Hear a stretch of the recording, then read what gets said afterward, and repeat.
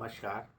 मैं डॉक्टर मृगांक शेखर आनंद देव भाषा संस्कृत सेवा संस्थान के पटल से आज आप लोगों के बीच पुनः उपस्थित हुआ हूँ। आज कुछ विशेष वार्ता के लिए आप लोगों के बीच उपस्थित हुआ हूँ।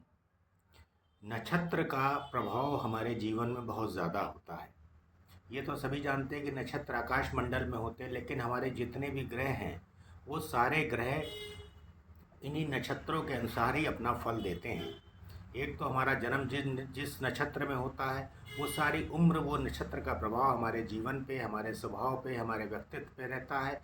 दूसरा, हमारे जो ग्रह होते हैं, जो जिनकी महादशा होती, जिनकी अंतर्दशा होती, जिनकी प्रत्यंतर दशा होती है, और वो जिन जिन नक्षत्रों में होते हैं उन्हीं नक्षत्रों के हिसाब से अपना फल देने के लिए वो लोग बाध्य होते हैं। अब सवाल ये उठता है कुछ कि नक्षत्रों में ग्रहों का जो गोचर होता है वो भी अगर 6, 8, 12 भाव में हो, या हमारे जन्म नक्षत्र से विषम संख्या में हो, विपरीत नंबर में हो, तो भी हमको वो कष्ट देते हैं। विभिन्न प्रकार के अलग अलग कष्ट देते हैं। जिस जिस प्रकार का ग्रह का गोचर होगा उस प्रकार के, और जिस प्रकार के विपरीत नक्षत्रों में गोचर होगा वैसे ही कष्ट हमें देंगे। जैसे सूर्य का अगर गोचर होगा तो सूर्य का विपरीत गोचर होगा तो सूर्य संबंधित दिक्कत होगी, जैसे हृदय रोग, नेत्र रोग, फेफड़ों का रोग, मेरुदंड का रोग, ये सब संभव है।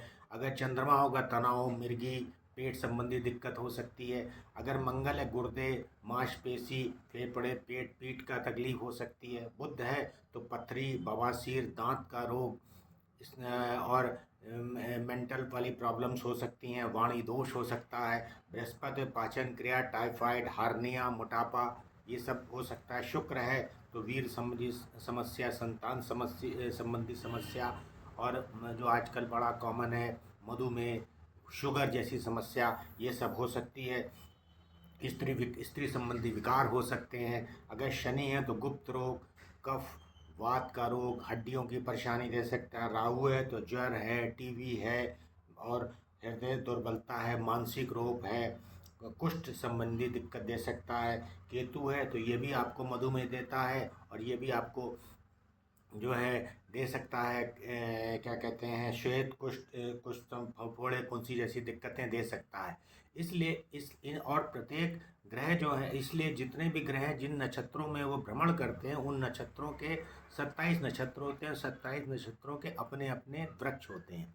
उन अगर वृक्षों की हम सेवा करें, उन वृक्षों को हम लगाएं, तो हम अपने बहुत से ग्रहों की पीड़ा से अपने आप को मुक्ति हम पा सकते हैं।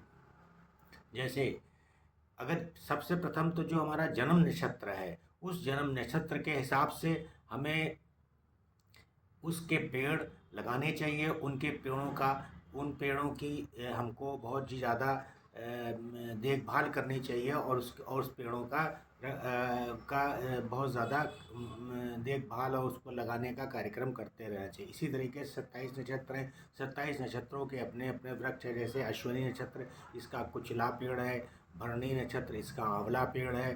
कृतिका नक्षत्र, इसका गूलर का पेड़ है। रोहिणी नक्षत्र, इसका जामुन का पेड़ है। मृगशिरा नक्षत्र, इसके लिए खैर का पेड़ है। आर्द्रा नक्षत्र, इसका कृष्णा पेड़ होता है, उसका पेड़ है। पुनर्वसु के लिए बांस का पेड़ है। पुष्प के लिए पीपल का पेड़ है। अश्लेषा नक्षत्र है, अश्लेषा नक्षत्र के लिए चंदन का पेड़ है। मघा नक्षत्र के लिए बरगद का पेड़ है। पूर्वा फागुनी के लिए पलाश का पेड़ है। उत्तरा फागुनी के लिए पाकड़ जो है पेड़ होता है उसका पेड़ है। हस्त नक्षत्र के लिए रीठे का पेड़ है। चित्रा नक्षत्र के लिए बेल का पेड़ है। स्वाति नक्षत्र के लिए अर्जुन के पेड़ की सेवा करनी चाहिए। विशाखा नक्षत्र के लिए नीम के पेड़ की सेवा करनी चाहिए। अनुराधा नक्षत्र के लिए मौल गिरी पेड़ होता है उसकी रक्षा करनी चाहिए। ज्येष्ठा के लिए रीठा पेड़ की सेवा करनी चाहिए। मूल के लिए साल के पेड़ की सेवा करनी चाहिए। पूर्वाषाढ़ के लिए जामुन के पेड़ की सेवा करनी चाहिए। उत्तराषाढ़ के लिए कटहल के पेड़ की सेवा करनी चाहिए। श्रवण के लिए आक का जो अकोड़ा जो पेड़ कहलाता है उसके पेड़ की सेवा करनी चाहिए। घनिष्ठा के लिए शमी के पेड़ की देखभाल करनी चाहिए, उनके पेड़ों को लगाना चाहिए। शतभिषा के लिए कदम का पेड़ जो होता है उसकी देखभाल करनी चाहिए। पूर्वाभाद्र के लिए आम के पेड़ की देखभाल करनी चाहिए, उत्तराभाद्र के लिए नीम के पेड़ की देखभाल करनी चाहिए और रेवती पेड़ के लिए महुआ के पेड़ की देखभाल करनी चाहिए।